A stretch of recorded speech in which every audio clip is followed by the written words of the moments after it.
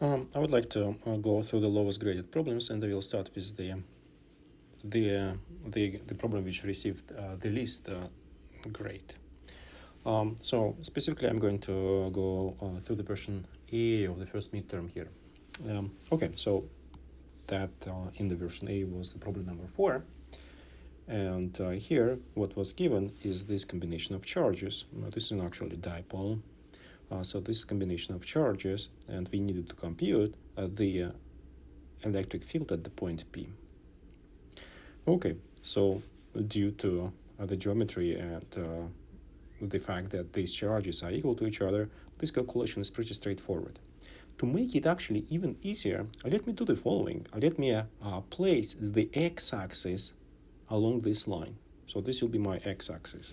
Okay, let me actually even indicate it over here. So this is going to be x-axis. Okay, so why do I do that? Then I don't need to care about the y-axis at all. All my vectors will have only x component, right? And they will have no y component. Again, this is just because of the definition of how I define the x. Okay, so the distances are given over here. Okay, so the distances from the positive charge to this point and from negative charge to this point are the same. So I found this distance square right away. Okay, so when we look, when we want to define the direction of the electric field, let's say due to the charge number 1, okay, the positive charge, what we need to do, we need to do the following argumentation. We consider as if we would be placing a positive test charge at this point P. So there will be a positive charge, test charge at this point P, and we'll ask ourselves, will it attract or repel from this charge number 1? Well, it will repel because they have the same charges, and the direction of the electric field due to the charge number 1, due to the positive charge, will be in this direction. Okay? In my case, since I defined this is as an x-axis, it will be in the positive x-axis direction. So now I will repeat our procedure for the second charge. In isolation, I will only think about the presence of the second charge, and I will not think about the first charge anymore.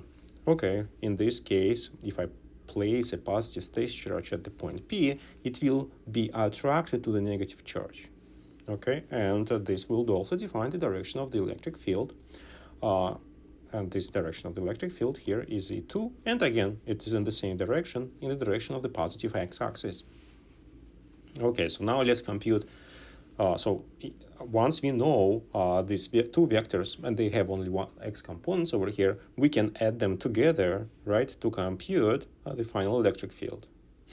It is also kind of clear here that both vectors will have the same magnitude, only because this distance is the same, and these distances are the same, and the magnitudes of the charges are the same. So these vectors will add up. So in other words, so if we compute E1, we can just multiply by the factor of 2, and we'll be done. Okay, but I computed both E1 and E2 below. Okay, so let's compute E1. So I'm computing the magnitude, but this magnitude in this case will actually just be due to the x component of the electric field, right? Since there is no y component. So while computing the magnitude, I'm actually also computing the x component of the field.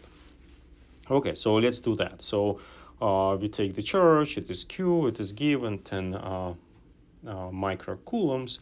The distance square we found already over here. The Ke is known, so we'll just substitute all these numbers over here, compute, and we'll get this result in which is measured in Newton per coulomb. So this is the measurement of the electric field. Okay, so now let's proceed with E2 again. So as we discussed before, E1 is going to be equal to E2. Only because of the geometry, but you can actually cross-check it by just writing the equation for E2. So it is Ke times the charge Q2 divided by the distance square. Again, we substitute the numbers, we'll get exactly the same result. So the net electric field will be the sum of both two. And this is a vectorial sum. So in principle, when I think about the sum, I think about the x components over here. So this x component, x component, x component. There are no y components, therefore I will not need to sum any y components. So they are zeros for all of them, including E net. Okay, by computing this x component, I just adding them, so, but since they're equal to each other, it's the same as multiplying one of them by 2, and I will get this result.